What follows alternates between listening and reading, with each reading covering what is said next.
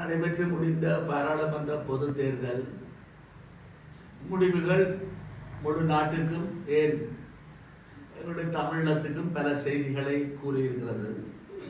இதிலே குறிப்பாக தமிழீழ பகுதியிலே வடகிழக்கு மாகாணங்களை பற்றி நாங்கள் பார்ப்பதாக இருந்தால், இங்கே தமிழ் தேசியத்துக்கு எதிரான சக்திகள் பலப்பட்டிருக்கின்றன என்றுதான் சொல்ல வேண்டும். முதல் தடவையாக தென்னிலங்கையிலே இனவாத சிந்தனை கொண்ட மக்கள் சக்தி ஏவிபியினர் பல மாவட்டங்களிலே வெற்றியிட்டிருக்கிறார்கள். இவற்றையெல்லாம் பார்க்கின்ற பொழுது மக்கள் ஏன் என்ன கவர்ச்சிக்காக வாக்களித்தார்கள், உத்தியோகத்தர்கள் உட்பட பலரும் பொதுமக்கள் வாக்களித்தார்கள் என்று பார்த்தால், அதிலே ஒரு சிலர் அல்லது பெரும்பான்மையானவர் சொல்லக்கூடிய கருத்து தமிழ் தேசிய கட்சிகளிடையே ஒற்றுமை இல்லை என்று. அதை தமிழ் மக்கள் அளித்த தீர்ப்பை, அந்த பாராளுமன்ற தேர்தலில் வழங்கிய தீர்ப்பை நாங்கள் ஏற்றுக்கொள்கின்றோம். ஆனால் எக்காரணம் கொண்டும் தமிழ் தேசிய சக்திகள் இலட்சியம் ஈடேறும் வரை நாங்கள் எத்தனையோ தடவைகள் விழுந்து விட்டோம். ஆனால் ஒவ்வொரு தடவையும் எழுந்திருக்க தவறவில்லை. அதுபோல இந்த தடவையும் நாங்கள் எழுந்து நிற்போம். அந்த வகையிலே தமிழ் தேசியத்தை உச்சரிக்க கூடாது, செயல்படக்கூடாது என்ற தீர்ப்பு வழங்கப்பட்டிருப்பதாக யாரும் நினைக்கக்கூடாது. உதாரணமாக வைத்தியர் அர்ஜுனா அவர்கள் இனிமேல் தமிழ் தேசியத்தை பற்றி கூறக்கூடாது என்ற சாரப்பட கருத்தை தெரிவித்திருக்கிறார். இவர் திரு சஜித் பிரேமதாச தலைமையிலான அந்த அணியினுடைய கூட்டத்திலே ஏறப்பட்ட பொழுது அனுமதி மறுக்கப்பட்டவர். பின்னர் 3 நாட்களாக அனுரகுமார் திசாநாயக்காவுடைய டிஷர்ட்டை அணிந்து கொண்டு நின்றவர் இப்பொழுது வெற்றி பெற்றவுடன் மற்றவர்களுக்கு போதனை படிக்கிறார். அதை அவர் தன்னுடைய நடவடிக்கை மக்கள் உங்களை பாராளுமன்ற உறுப்பினர் அந்த வேலையை பாருங்கள். தமிழ் தேசியத்தை பற்றி நீங்கள் பேசக்கூடாதுன்னு சொல்வதற்கு உங்களுக்கு யாருக்கும் அருகதை இல்லை. எங்களுடைய மக்கள் தமிழகத்திலே எங்களுடைய மக்களை விடுவித்து எங்களை நாங்களே ஆளக்கூடிய ஒரு ஆட்சியை பெறும் வரை சர்வதேச உதவியுடன் ஒரு பொது வாக்கெடுப்பை நடத்தி வெற்றி பெற இலங்கையில் ஒரு இல்லை 3/2 பெரும்பான்மை வந்திருக்கிறது. அவர்களுக்கு ஒரு அரசியலமைப்பை மாற்றுவார். அவர்கள் என்ன செய்ய போகிறார்கள் பொறுத்திருந்து பார்ப்போம். பல தடவைகளை நான் சொல்லியிருந்தேன். பௌத்தத்துக்கு முதலிடம் என்பதை நீக்குவதற்கு இவர்களால் முடியுமா? திராணி இருக்கிறதா? அப்ப எங்கே சமத்துவம்? மத சமத்துவம் எங்கே? எல்லா சமயத்துக்கும் சமமானதான் அது சமத்துவம். சிங்களவர்களுக்கு கூட அதிகாரம், மற்றவர்களுக்கு அதிகாரம் இல்லை என்பதோ அல்லது பௌத்தத்துக்கு முதலிடம் கொடுப்பது என்பதோ இல்லை. ஆக பொறுத்திருந்து பார்க்க வேண்டும். ஜனநாயக தமிழ் தேசிய கூட்டணியிலே நான் வேட்பாளராக போட்டியிட்டிருந்தேன். என்னை பொறுத்தளவிலே எனக்கு பல நிதி நெருக்கடிகள் ஏற்பட்ட பொழுது நான் பொதுமக்களிடம் ஒரு பத்திரிகை விளம்பரம் மூலம் கோரியிருந்தேன். ஆக குறைந்தது 100 ரூபாவை கூட நீங்கள் என்னுடைய வங்கி கணக்கிலே வைப்பு செய்ய வேண்டும் என்று. அது பலருடைய மனதை நெகிழ வைத்திருந்தது. கேள்விப்பட்டவுடன் உள்ளூரிலிருந்தும் வெளிநாடுகளிலிருந்தும் பலர் எனக்கு நிதியுதவியை அனுப்பி வைத்திருந்தார்கள். அது எனக்கு மனதை மிகவும், என்னதான் என்னுடைய உடல்நிலை ஒத்துழைக்காவிட்டாலும் கூட ஊந்தாவது மக்களுக்கு சேவையாற்ற வேண்டும் என்ற மன உறுதியை எனக்கு தந்தது. அதிலே குறிப்பாக ஒரு வடமராட்சி பகுதியில் இருக்கக்கூடிய தம்பி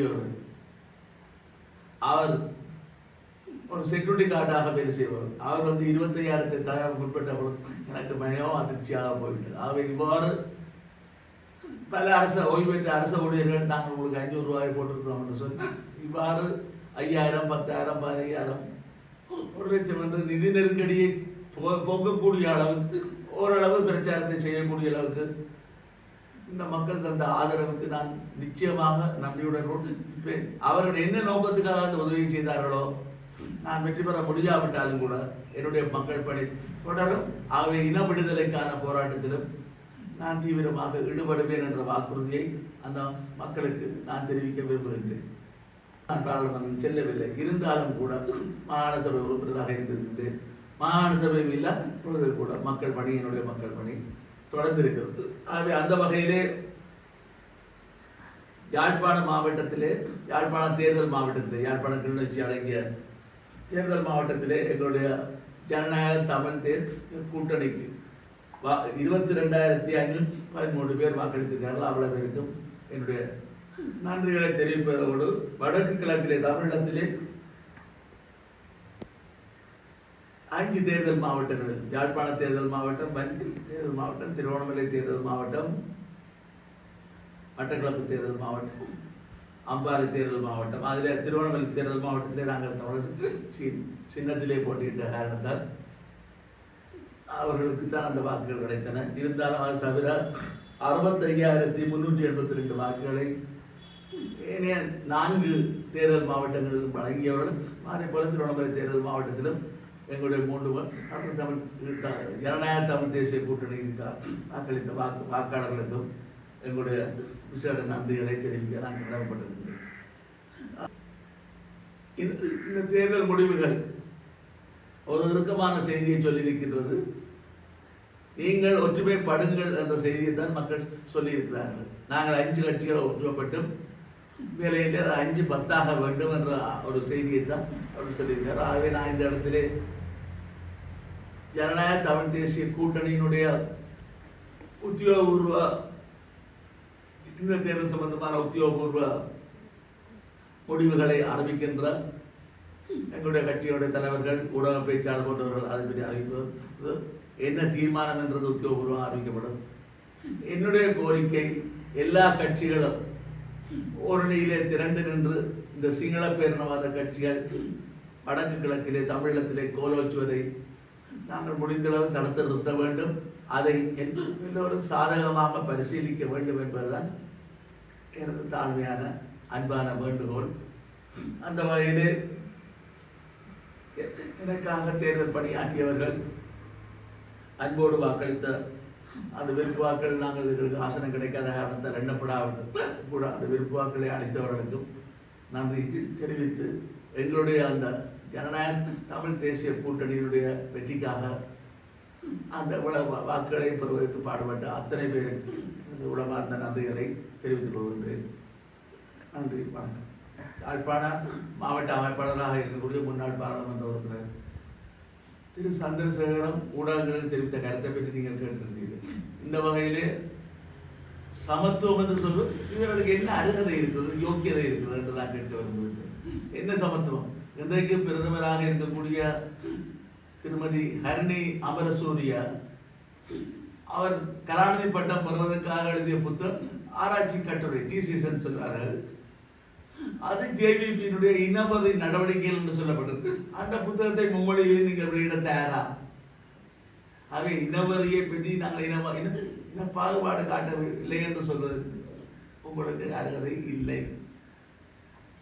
இதைவிட ஒரு மார்க்சிச லெனினிச ஒரு சோசியலிச மரபை கொண்டவர்கள் இந்த நாட்டிலே தேசிய இனங்கள் இருக்கு, தேசிய இனங்களுக்கு சுயநிர்ணய உரிமை இருக்கின்றது போன்ற விடயங்களை ஏற்க மறுக்கின்ற புதிய சிவப்பு சித்தாந்தத்தை நீங்கள் வைத்துக் கொண்டிருக்கிறீர்கள். ஆகவே நீங்கள் இப்பொழுது உங்களுக்கு 3/2 பங்கு கிடைத்திருக்கிறது. ஒரு புதிய அரசியல் அமைப்பை நீங்கள் உருவாக்க முடியும். அதிலே நீங்கள் என்ன மாதிரி ஆக்கம் என்பதை பொறுத்திருந்து பார்க்க போகிறோம். ஒரு பிரதேச சுயாட்சி, மாநில சுயாட்சி என்ற எல்லாம் சோசியலிசத்தில் இருக்கிறது. அதை விட்டு முழு அதிகாரங்களை மத்தியிலே குவிக்கின்றதிலே தான் நீங்கள் நம்பிக்கையாக இருக்க போகிறீர்களா என்ற கேள்வி இருக்கிறது. திரு சந்திரசேகரன் அவர்கள் தேசிய பட்டியல் மூலம் எம்பியாக நியமிக்கப்படக்கூடிய வாய்ப்பு இருக்கிறது. வேண்டுமென்றால் அவரை அமைச்சராக கூட நியமிக்கலாம். என்ன அமைச்சராக பெறலாம், நீங்கள் இப்படி அமைச்சராக பெறலாம், என்ன அமைச்சராக பெறலாம்.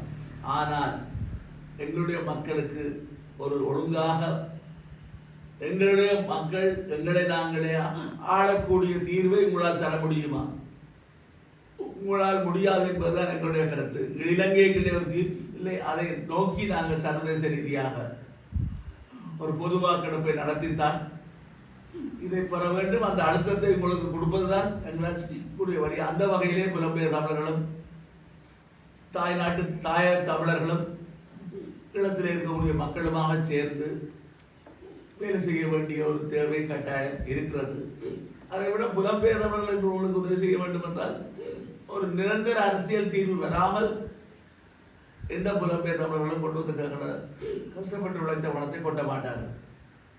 ஆகவே நீங்கள் அவர்களை ஏமாற்றக்கூடிய விதத்தில் இந்த தேசிய மக்கள் சக்தியினுடைய இந்த வெற்றியில கண்டு அல்லது அதற்கு மயங்கி எங்களுடைய மக்கள் ஒரு சிலர் இருந்தாலும் புலம்பெயர் தமிழர்கள் மயங்க மாட்டார்கள், இறங்கி வர மாட்டார்கள் என்பதை உங்களுக்கு காலம் உணர்த்தும்.